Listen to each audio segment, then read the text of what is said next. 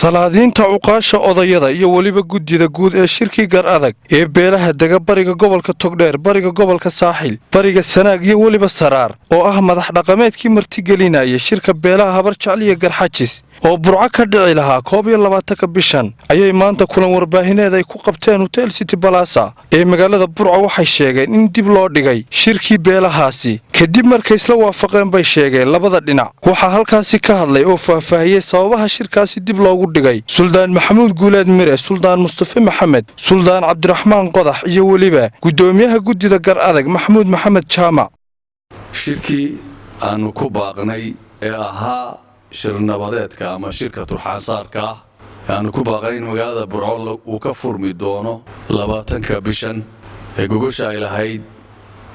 beelaha habar jeclo lahaayeen beelaha garxajisna ay saasoo kale noola qaateen aanu ku balansanayn shirka isaga inaanu oo dib loo dhigayo inaanu warbaahinta halkan dadka ka wargelino in shirkii dib u dhacayo ayaanu shirkan u qabanay shirkaas waxa sabab u ah inuu dib u dhaco dagaalkii ka dhacay ceelaf weyn maalintii dhaweyd ee dhex maray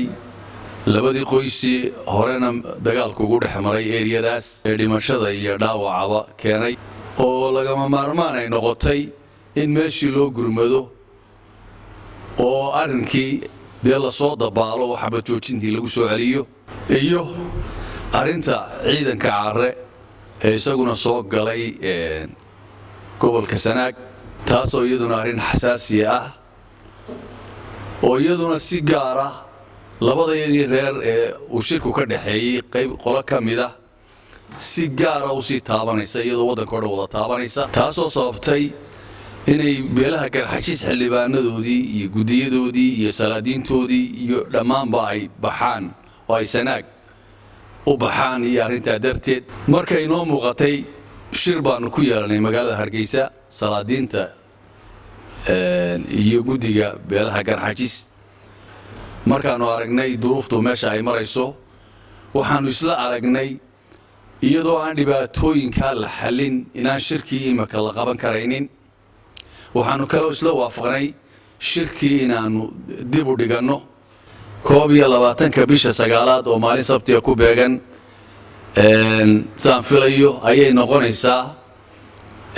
muddada dambe ee shirka la isugu imanayaa oo labada arrimood iyo arrinta xashka aawadeed markii aanu isla eegnay waxaa halkaan nooga muuqatay shirku inaanu qabsoomaynin muddadii loogu talagalay dabadna inaanu muddo dib u dhigno si arrintaana loo xalilo waqtiga xashkana dadku isugu soo wada noqdo iyadoo dadka badankiisu xajiyayo ama dad aan laga maarmayn waxgaradii uu xajka qaban doono ayaanu isla garanay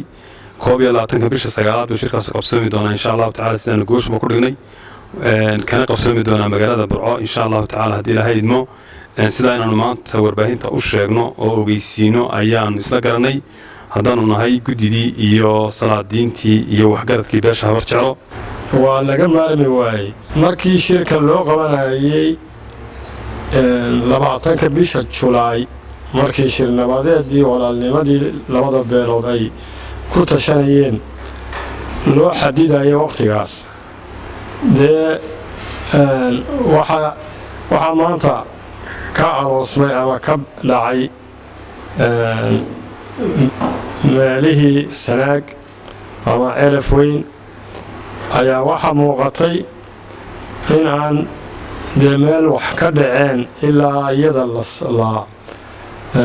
wixii dhacay laga howlgalo inaan meel shir kale oo iska fadhiya inaanu dee aanay wax ku dhammaanaynin baa muuqatay waa ogeydeenoo waxaa dhacay dee waxweeye shil baa dhacay wax badan buu saameeyey sida salaadiintu ay sheegtay ee arrinka hore ay ka sheegtay dagaalkaa dhacay dhimasho iyo dhaawac buu keenay xabad joojin iyo nabadgelyuu u baahan yahay hawsha kale caare oo ay ku maqan yihiin waxaweye qolyihii kale ee garxajis beelii garxajis oo yar culays weyni uu kaga yimi xashka oo dee isaguna jiray dunuufo badan markii la isu geeyey ee la tashaday ee labadii beelood si gaarana u tashadeen arrintii waxaa lagu gebagabeeyey in dib loo dhigo muddo aan badnayn in dib loo dhigo muddadaas oo ah 21 bisha sagaalaad haddii ilaahay ka dhigo wixii gaadha waxaan anigu ku dari lahaa muddada u dhaxaysa 21 bisha sagaalaad iyo 20 bishan maanta aynu ku jirro yaan loo qaadan in la iska fadhiistay ama la fadhiyo waa la isu tegayaa beel walba iyadaa gudaheeda soo bislaynaysa wixii dhibaya jirta ayagaa isa soo maxay xulaya ayagaa soo maxay arrintii lagama hadhin oo intaa lagama aamusnaanaye waa la dhex gelayaa si fiican si loo helo mushkiladdu meesha ay ka jirto. Mahad Cali Goodir, Star TV, Burco.